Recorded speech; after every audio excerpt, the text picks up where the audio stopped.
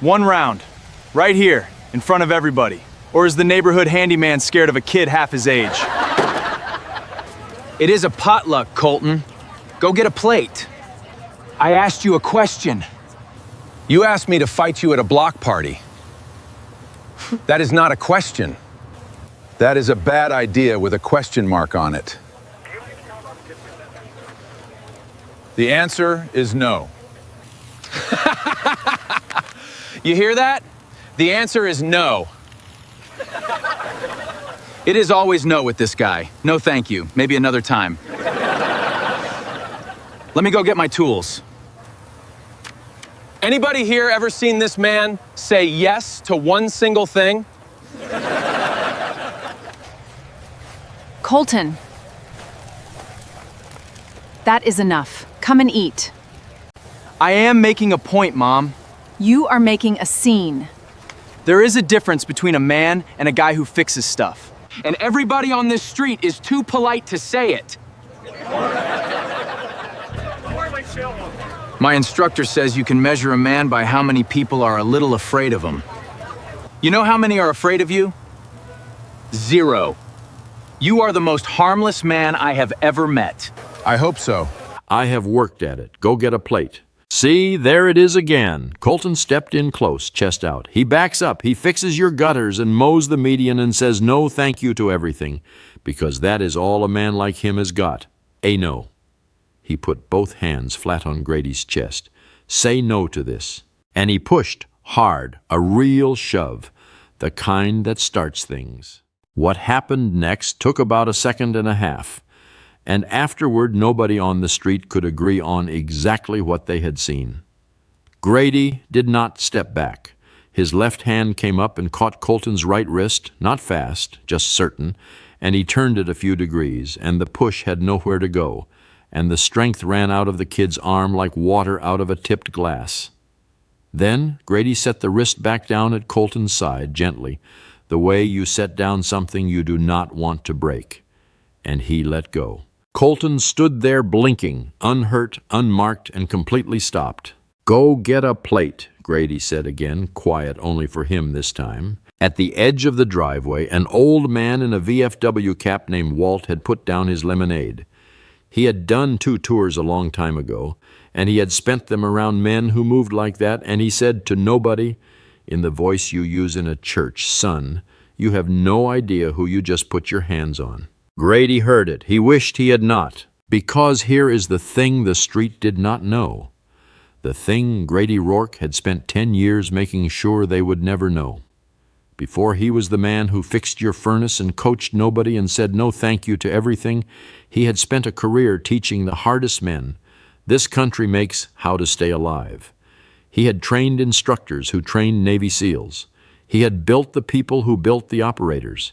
He knew 40 ways to end what Colton started, and he had chosen the one that ended it with a boy standing upright and embarrassed instead of on the ground. Strength is the blow you have every right to throw and don't. I had believed that once, said it to rooms full of young men who thought strength was the opposite. And then it had cost him everything, and he had stopped saying it, and stopped teaching, and come to a quiet street to be nobody's instructor, least of all his own son's. His son was watching now. Finn was 14, standing by the cooler with a soda he had forgotten to open, and he was looking at his father the way you look at a stranger who is wearing your father's face. Grady saw it, and it went through him worse than the shove had. "Show is over," Grady said to the street, and picked his wrench back up, and that was supposed to be the end of it. It was not close to the end of it. Colton walked off toward the Dorn house with his ears red, and the crowd went back to their grills a little too loudly, the way people do when they have seen something they will be talking about for a week. Grady packed his tools into the canvas bag. In his pocket, without deciding to, his thumb found the coin. It was brass, worn smooth, a challenge coin from a unit he did not say the name of anymore, and he turned it over twice and made himself stop. Finn came over. He did not say the thing his eyes were saying. He said, "You okay?" "Fine. Table is fixed." "That is not what I meant." "I know." Grady zipped the bag. "Get your mother's dish off the table before somebody walks off with it. We will head home." Finn did not move. "Dad, what Walt said about who Colton put his hands on." The boy's voice had something new in it, something Grady had been dreading without a name for a while now. "Is that true? Were you somebody?" And there it was, the whole 10 years in one kid's question. Were you somebody? As if the man standing in front of him with a wrench in a canvas bag was the leftovers of a person, the part that was safe to keep. "Get the dish, Finn," Grady said. I watched his son walk away, and he did not know, standing there in the last gold light of a good street on a warm evening, that his boy already had a Vanguard enrollment form folded in the bottom of his backpack, filled out in his own careful handwriting, waiting for a signature Finn had every intention of forging. At home, the evening did the thing their evenings had been doing for a while now, which was pass in the same house without ever quite touching. Grady made 2 plates. Finn took his to his room. Grady ate his standing at the counter, listening to the quiet come through the wall, and told himself a boy of 14 needs his space, which was true, and used the truth the way he used most truths lately, as a place to hide from a harder one. I knocked once, around 8. "You want to watch the game?" "I have homework." Through the door. "Okay." Grady stood with his hand flat on the wood. "Finn, about what Walt said today and what you asked me, there is a lot I have not told you, some of it because it is hard, and some of it, if I am honest, because I liked you not knowing. Let me just be your dad. I will tell you, when you are ready." A long silence. Then, flat. "You always say that." It was true, and Grady did not have an answer for it, so he went back to the front room and did not turn the game on. On his way past the hall closet, he stopped, the way he sometimes did, and opened it. On the top shelf, under a folded moving blanket, sat a wooden box he had not opened in years. He did not open it now either. He only put his hand on the lid, the way you touch a headstone, and left it closed, because opening it was a thing he had trained himself out of, the same as everything else. Inside, in the dark, a folded flag, and a young man's tags waited on a father who was not ready, and 2 rooms away his own son sat on a bed lacing up the exact mistake the box was made of. Grady found out 3 hours later, and not from Finn, who found out because Bridget Dorn knocked on his door at 9 at night with her arms wrapped around herself like the temperature had dropped 40 degrees, and when he opened it, she did not say hello. "I need you to tell me I am being crazy," Bridget said, "and then I need you to look at something and tell me the truth, because you are the only person on this street who might actually know." Bridget was Colton's mother. She had raised him alone in the house next door since the boy was 6. And she had the specific tiredness of a woman who has been both parents for a long time and is not sure she did the father half right. Grady knew that tiredness. He had it too. "Come in," he said. She did not sit. She stood in his front room and put a glossy trifold brochure on his coffee table and a printed page next to it, and she pressed them flat with her fingers as if they might curl up and get away. "Colton started going to this place 4 months ago," she said. "Vanguard, a training academy, they call it, run by a man named Cyrus Reddick. And at first it was good, Grady. He was up in the mornings. He had somewhere to be. He stopped sleeping until noon. I thought, finally, a man took an interest in my son. And I was grateful. I was so grateful I did not ask the questions I should have asked." Her voice thinned. "And then tonight he came home from your block party, and he was different. Cold. He kept saying tonight was a big night, a test. He said Reddick told him real men get tested, and then he took the truck and he left, and he would not tell me where, and I found this on his bed." Grady picked up the printed page. It was a schedule. At the bottom, one line was highlighted in yellow. "Final Crucible. Tonight, 9 o'clock. Mandatory. No phones, no parents, no quitters." "It is 9 o'clock now," Bridget said. "He is already there. And I keep telling myself it is just a bunch of young men doing push-ups in a field, and I keep not believing myself, and I do not know why." Grady set the schedule down. His thumb had found the coin in his pocket again, and this time he did not stop it. "You are not being crazy," he said. He picked up the brochure and opened it under the lamp, and he read it the way a mechanic listens to an engine, and within about 10 seconds his face had changed. What? Bridget said. What is it? Read me his credentials, off the back, out loud. She turned it over and read, Cyrus Reddick, 22 years of elite service, combat instructor, 3rd Force Reconnaissance Detachment, graduate of the Advanced Operators Course, trainer of Tier 1 personnel. She looked up. That sounds impressive. Is it not impressive? It is a costume, Grady said. Read the first one again. 3rd Force Reconnaissance Detachment. There is no such unit. There is Force Recon. There is a 3rd Reconnaissance Battalion. He stapled 2 real names into one fake one, and it will fool anybody who never lived near it, which is everybody on this street. He put his finger on the next line. Advanced Operators Course. That is not a course. That is a phrase that sounds like a course. A real man says the actual name of the actual school, and half the time he still will not say it at a party. And this. He tapped the insignia printed in the corner. That patch is from a video game. I have seen the game. My son plays it. He set the brochure down and put his finger instead on the highlighted line of the schedule. And this. No phones, no parents, no quitters. That is not a training standard, Bridget. That is the oldest sentence in the world for a man who is about to do something he does not want witnessed. A real instructor wants your phone charged and your mother's number in it. The teams run on accountability. Everything about this runs on the opposite. It is built so the one moment that matters happens where nobody who loves you can see it. He set the schedule down beside the brochure. I have met 100 men who did the real thing. Not one of them ever printed it on a trifold. The ones who print it on a trifold are selling something, and it is always the same thing. They sell frightened boys a story about who they could be, and they charge their mothers for it.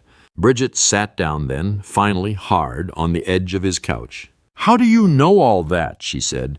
It was not quite a question. She was looking at him the way Finn had looked at him at the party, like the furniture had turned out to have a person inside it. It does not matter how I know. Colton told me something tonight before he took the truck. Bridget kept her eyes on him. He said Reddick gives them assignments, real-world assignments, he calls them. He said everybody has one soft man in their life they have let disrespect them, and part of becoming a man is facing him. He said tonight each of them had to face theirs first before the crucible. Her voice was very careful now. Colton picked you, Grady. He did not pick you by accident. That man sent my son to put his hands on you in front of the whole street. Why would he do that? Why you? And Grady understood it all at once, the way you understand a con only after the money is gone. Reddick had not picked him at random. Reddick, or somebody who fed Reddick information, had picked the one man on the block who might actually recognize the fraud, and had arranged for that man to be publicly branded a coward before he ever got near the academy. Discredit the one person who could see you, and do it in front of his own son, so that even the boy stops believing him. Because I am the only person within a mile who can look at that brochure, Grady said slowly, and know exactly what he is. He wanted me a joke before I ever opened my mouth. That was the moment Finn spoke from the hallway, where he had been standing longer than either of them knew. So it worked, Finn said. Grady turned. His son was in the doorway in his socks, and his face was doing something complicated and young and furious. Finn, you let him push you. The whole street watched, and Walt said you were somebody, and you just picked up your wrench and said the show was over. Finn's voice cracked on it, which made him angrier. Colton is not even scared of you. Nobody is scared of you. You fix furnaces and you say no thank you, and I'm so tired of being the son of the guy who says no thank you. You do not know what you are talking about, Grady said, and it came out harder than he meant, because it was landing on a bruise 10 years deep. Then tell me, Finn shouted. Tell me one true thing about who you were, just one. Because everybody on this street seems to know except me. And Grady, cornered, tired, ambushed in his own front room by a brochure and a neighbor and his own child, did the thing he had promised himself he would never do again. He reached for the old certainty. He reached for the hardness because a scared man reaches for the tool that used to work. You want a true thing, Grady said? Here is a true thing. The last time I took a soft kid and made him into what you are asking me to be, I stood at his funeral, and folded a flag for his mother. That is what the men behind that brochure actually make. They do not make you safe, Finn. They make you the thing that goes first. So, no. I will not fight your fight for you, and I will not put your name on any of it, and if I have my way, you will never be within a mile of a man like Cyrus Reddick as long as you live. I had spent 10 years being the softest man on the street, because the last time he made a boy hard, he buried him. He had never said it out loud before. He watched it land on his son, and he watched his son take it the exact wrong way. "Then I will not need you," Finn said quietly, and the quiet was worse than the shout. Colton did not. I went back down the hall, a door closed. Grady let out a breath and rubbed his face and did not go after him because he did not have the words and because some cowardly private part of him was relieved to have said the ugly true thing and have it over with. He would tell Finn he was sorry in the morning. There was always the morning. "Grady," Bridget was still on the couch and she was watching the hallway. "I have raised a teenager alone for 14 years. I know what a boy's face looks like right before he does something to prove you wrong." She stood up. "You just told a 14-year-old that the way to matter is to go be the thing that goes first. He is not going to hear the warning in that. He is going to hear the dare." Grady looked at her, and then he was moving down the hall, and he already knew, the way you know before you open the door, that the room would be empty and the window would be open and the enrollment form would be gone from the backpack. It was, all three. His son had a Vanguard form he had filled out himself, and a fake final crucible at 9 o'clock, and a father who had just handed him the exact reason to go. Grady stood in the empty room for 1 full second, and then 10 years of the softest man on the street came off him like a coat. "Get in my truck," he told Bridget. "You are going to talk to your son, and I am going to talk to mine. And we are going to do it before that man does anything to either of them. You said you would not go near him." "I said a lot of things tonight." He was already grabbing his keys. "Most of them to keep from going near this. That is done." She was moving with him, but she caught his arm at the door, one hard question left in her. "When we get there," Bridget said, "what are you going to do to him? Because if this ends with you in handcuffs and those boys watching another man solve everything with his fists, then you did not save anybody. You just gave Reddick the ending he has been teaching them their whole lives." And Grady stopped because it was the smartest thing anyone had said all night, and because it was the exact fear he had carried out of his old life and into this quiet street. "I am not going to touch him," Grady said. "I am going to do something worse. I am going to let those boys watch him be exactly what he is." They took Grady's truck because Bridget's hands were shaking too hard to drive, and for the first mile, neither of them said anything, the headlights pulling the dark road toward them and letting it go behind. "Tell me what we are driving into," Bridget said finally. "So I am ready. What does a man like that do on a night like this?" "He makes an example." Grady kept his eyes on the road. "He has a room full of boys who signed up to feel strong, and tonight he has to give them a story they will follow him into the dark for. So he will find the one who is wavering, the one who is scared, the softest kid in the room, and he will put him in the middle, and he will turn everyone else against him, and he will call it brotherhood. A unit does not carry a quitter. It is the oldest trick there is. You bond a group fastest by handing them one person to be better than. That is monstrous. That is a Tuesday where he learned it. The only difference is the men who taught it to him were trying to keep people alive, and he kept the cruelty and threw away the reason. Grady's jaw worked. I taught it too. I taught young men to be hard because sometimes the world is harder, and I told myself the reason made it clean. Bridget looked at him in the dashboard light. The boy you told Finn about, the one you buried, was the reason clean that day? Grady did not answer for a moment. The road came and went. His name was Damon. He was 19. He did not have it in him to quit in front of me, so he did not on a day his body was begging him to, and I called it strength because I wanted it to be strength. It was not. It was a boy more afraid of disappointing me than of getting hurt. Grady's voice stayed very level, which was how you could tell what it cost. I had every right to make him stop. I chose to see how hard I could make him instead. Strength is the blow you have every right to throw, and don't. I said that line to 100 men, and the one time it was mine to live, I threw the punch. I have not made anyone hard since. Not a recruit, not a neighbor, not my own son. I put it all in the ground with him, and I have been the harmless man on the street ever since, and tonight my boy climbed out a window because of it. Bridget did not tell him it was not his fault because she was a mother, and she knew that when your child is out in the dark, you do not want absolution. You want to arrive in time. Then let us arrive in time, she said. The Vanguard compound sat at the end of a gravel road on the edge of town, a metal building and a fenced lot lit by 2 work lights on poles, and Grady saw his own son before he saw anything else. Finn was at the gate, on foot.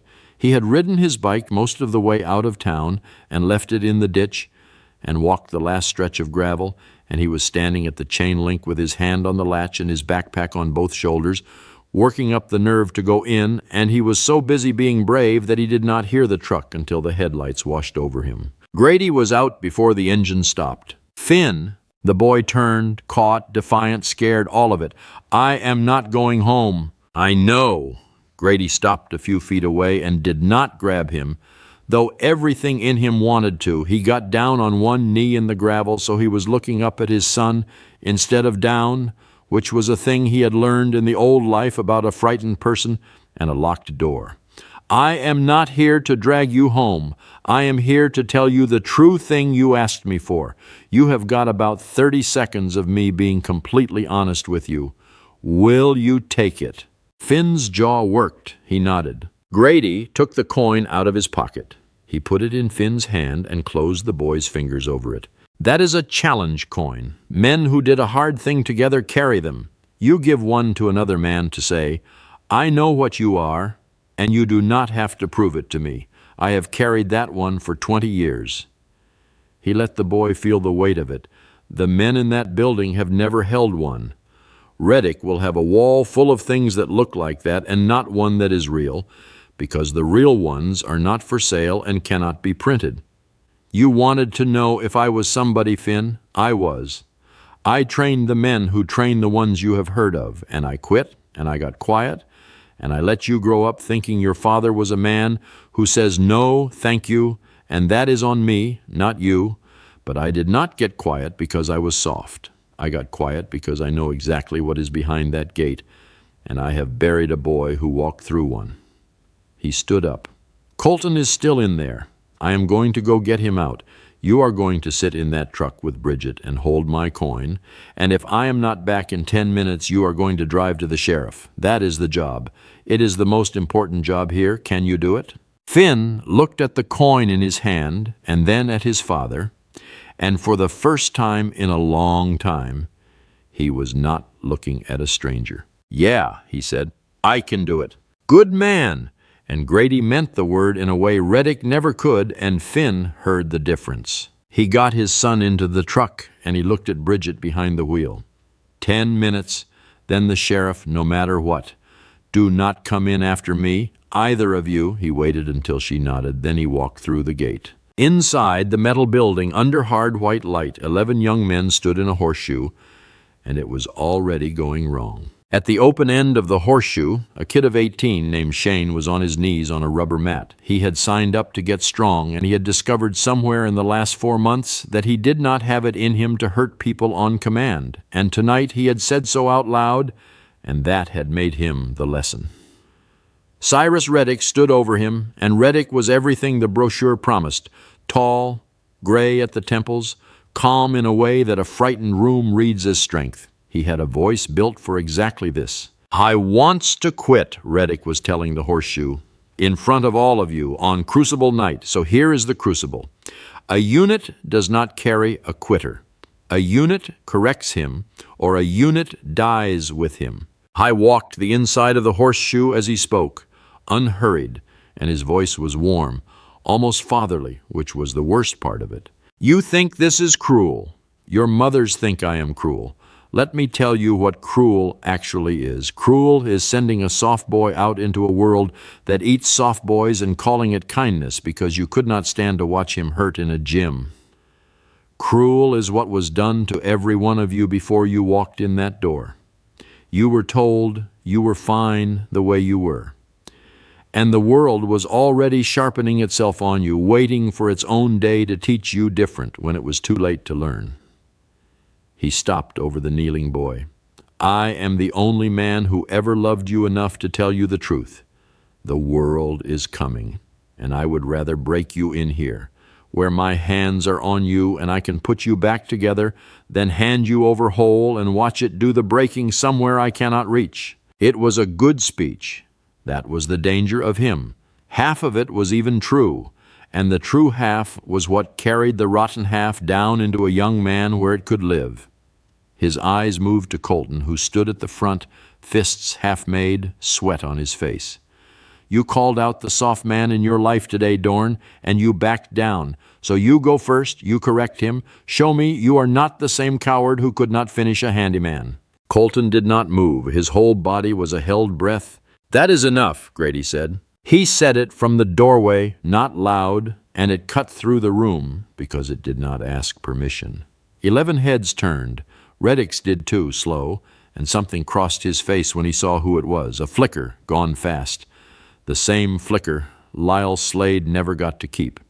He had not expected the handyman to walk in standing up. This is a private facility, Reddick said. You are trespassing. Colton! Shane!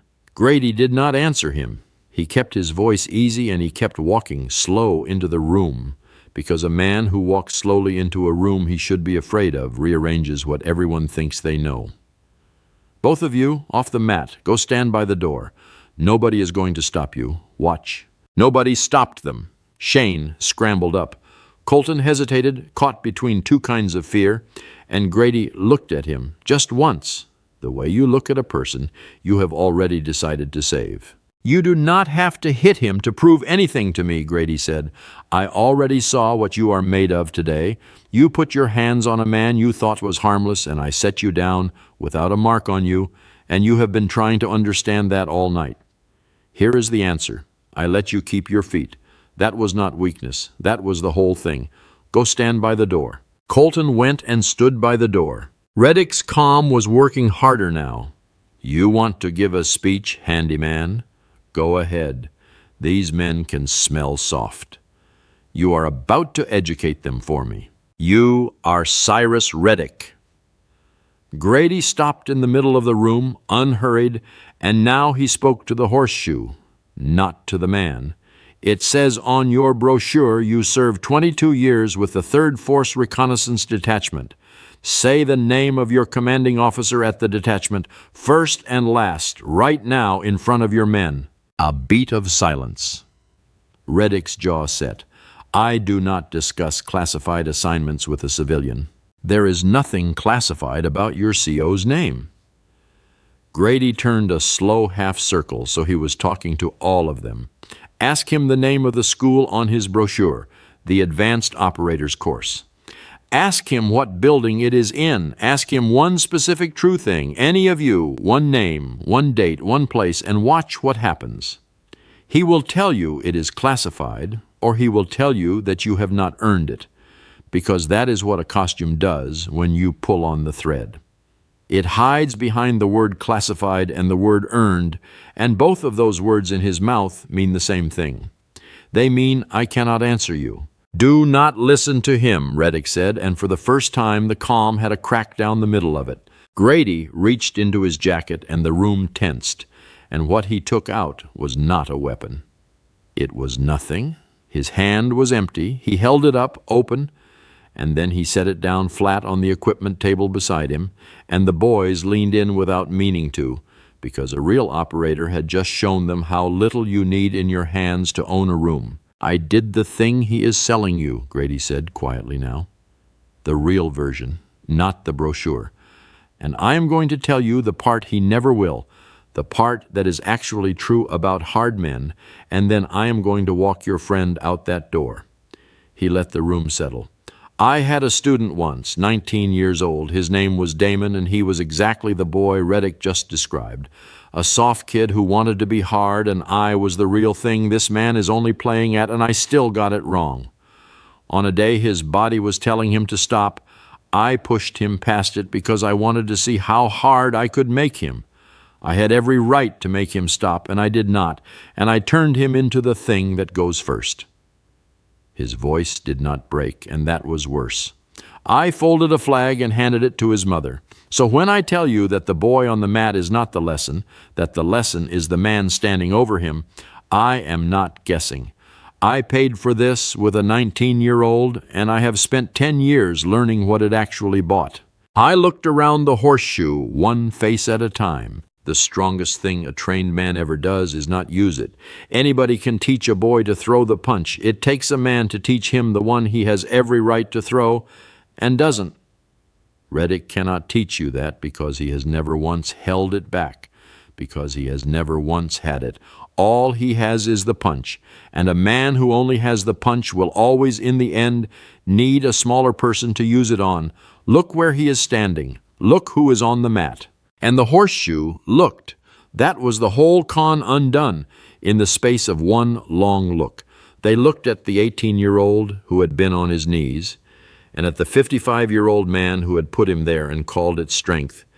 And the room turned, the way a room does all at once, when the story, finally, will not hold its own weight. Reddick felt it go, and a man who only has the punch did the only thing he has. He came across the mat at Grady, fast, full of 20 years of a lie that needed the handyman on the floor to stay true. It took about a second and a half. Grady did not step back. He caught the wrist, and he turned it a few degrees, and Reddick's momentum ran out of his arm like water out of a tipped glass, and Grady followed him down and set him on the mat, controlled, unhurt, exactly as gently as he had set the wingnut in the grass that afternoon. And he held him there with no more force than it takes to keep a door from swinging, and he put his mouth close to the man's ear so only he could hear it. I trained men who could have ended you before you finished that step, Grady said. I am not going to. Not because I cannot, because there are 11 kids watching, and the last thing I'm ever going to teach a room full of boys is that this is what wins. He let him up. You are done here, not because I beat you, because they saw you. Reddick got up off the mat and looked at his men, and not one of them would look back at him. And that was the end of Vanguard right there, quieter than any fight. Somebody already called the sheriff, Grady told the room, and thought of his son with the coin in his fist, and was suddenly, fiercely proud of him. You are all going to want to be standing outside and not in here when they come. Go home to whoever is waiting up for you. Every one of you has somebody. That is the part he told you was weakness. It was the only real thing you had the whole time. They filed out into the night, 11 of them, and the last was Shane, who stopped in front of Grady and could not find a word. And Grady put a hand on his shoulder, brief and solid. You did the bravest thing in the building tonight, Grady told him. You said no on the mat with everybody watching. Remember that you already know how to do the hard part. Somewhere down the gravel road, blue and red light began to bounce off the trees, still distant, growing. Finn had made his 10 minutes. The boys in the lot saw it too, and a couple started toward their trucks and then stopped. Because leaving looked like guilt, and staying looked like guilt, and they were only boys again. The hardness Reddick had sold them evaporating the moment there was a real consequence in the air. Stay, Grady told them. All of you, tell them the truth. You did not do anything tonight but almost, and almost is a thing you get to walk back from when you are young. Standing here and saying what happened is the first hard thing any of you will do that actually counts. Reddick taught you the fake kind all summer. This is the real kind. Most of them stayed. Reddick did not. He walked to the edge of the work light, toward the dark and the tree line, the way a certain kind of man always does the second a room stops believing him, and he looked back once at 11 young men who would not meet his eyes, and there was nothing behind his face anymore. No philosophy, no warmth, just a salesman whose store had burned down around him. He had nothing left to sell, so he said nothing, and he went into the dark, and the sheriff would find him or would not. And either way, there would never be another crucible. Outside, in the gravel and the work light, Colton Dorn stood apart from the others with his arms wrapped around himself the same way his mother did, 20 years old, and finding out he was allowed to be young again. Bridget was already out of the truck and across the lot with her arms around him, and he let her, which told Grady more than anything the boy could have said. Finn was standing by the truck. He had Grady's coin held out flat on his palm, offering it back, careful, like it had gotten heavier in the last 10 minutes. "You keep it a while," Grady said. "You did the job. That is what it is for." Finn closed his hand around it. "You came in standing up," he said. "Walt was right. You were somebody." "No." Grady put his arm around his son's shoulders and turned him toward the truck, toward home, toward the morning he had almost let get away from him.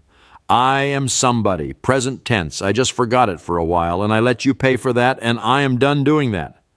He looked back once at the metal building with its hard light going dark window by window. "Come on, your neighbor needs a ride home, and her boy needs a long, quiet drive with nobody teaching him anything." They drove back the way they came, 4 people in a truck built for 3, Colton in the middle seat too big and too tired to complain about it, and nobody said very much, and the not saying anything was the good kind. The morning after, Grady woke to find Finn already up, which never happened, sitting at the kitchen table with the brass coin in front of him, turning it over the way he had watched his father do it 100 times without ever knowing what it was. "You did not sleep," Grady said. "I keep thinking about the kid on the mat, Shane. What if you had not come?" Finn looked up. "What if I had been standing in that circle? Would I have thrown the first one because he told me to?" Grady sat down across from his son. It was the question he had been afraid of for 10 years. And now that it was here, in his own kitchen, in his own boy's mouth, it was not the monster he had built it into. It was just a scared kid asking his father to help him be good. "I do not know," Grady said honestly. "That is the whole reason it matters that you never find out the hard way. Nobody knows what they will do in that circle until they are standing in it, which is exactly why you never let a man like that build the circle around you in the first place. You asked me for one true thing about who I was. Here is a better one. Who I was matters a lot less than who I am going to help you be. I have been bad at that. I am going to get better at it starting now." Finn slid the coin across the table. "Then you should hold it again." "No." Grady slid it back. "I held it 20 years, so I would never forget what I did. You hold it a while, so you remember what your dad almost forgot. It is your turn to carry the reason." Word went around the street the way it does, and nobody made a thing of it, which was the neighborhood's way. But the next afternoon, while Grady was out fixing the median mower, Walt walked over with 2 cups of coffee and put one in his hand and did not say a word about seals or crucibles or any of it. He said the mower had been running rough for a year, and he was glad somebody on this street knew how to listen to an engine. The 2 old men stood in the sun and drank their coffee, and that was Walt saying all of it. A week later, Colton Dorn showed up in Grady's driveway on a Saturday alone and stood there with his hands in his pockets until Grady looked up from the lawnmower he was fixing. "Bridget send you?" Grady asked. "No." Colton scuffed the gravel. "I wanted to ask you to teach me the thing you did, where you catch the wrist and it just stops." He said it fast, like it cost him. "Not to use on anybody. I mean, that is the point, right? So I know I could, and then I do not have to." "There is something else you came to say first," Grady said. "Say that one too." Colton looked at the gravel. "About the block party. I put my hands on you in front of everybody. I have been trying to say sorry all week, and it keeps coming out wrong." "You just said it right." Grady set down the part he was holding. "That is the whole apology. A man who did a thing saying he did it out loud to the person he did it to. No speech around it. That is harder than any punch Reddick ever taught you. And you just did it standing in a driveway with your hands shaking. So you already know how to do the hardest part. The wrist is easy after that." Grady looked at the kid who had shoved him in front of the whole street, and at Finn, who had come out onto the porch and was pretending to drink a soda so he could listen, and at the coin, sitting on his workbench where his son had set it down that morning because he wanted his father to hold it again. Strength is the blow you have every right to throw and don't. Grab that other wrench, Grady said. We will start with the mower. A man ought to know how to fix a thing before he learns how to stop one. He glanced at his son on the porch. You too, Finn, both of you. Come learn something useful. Finn came down off the porch. Colton picked up the second wrench and turned it over in his hands as if it were the strange object and not the engine. Why start with a mower? Colton said. I came to learn to fight, because everything worth knowing about the other thing is already in this one. Grady crouched and set his hands on the machine. You learn what it is supposed to sound like, so you can hear the exact second it starts to go wrong. You learn to fix it with the least you can, not the most. And you learn that the man who actually knows how a thing works is the last one who will ever need to break it. Same lesson, safer teacher. He nodded at the engine. Start here. And two fatherless boys and a man who had spent 10 years pretending he was nobody knelt down together over a broken engine in a driveway on a quiet street in the last gold light of a good evening and got to work.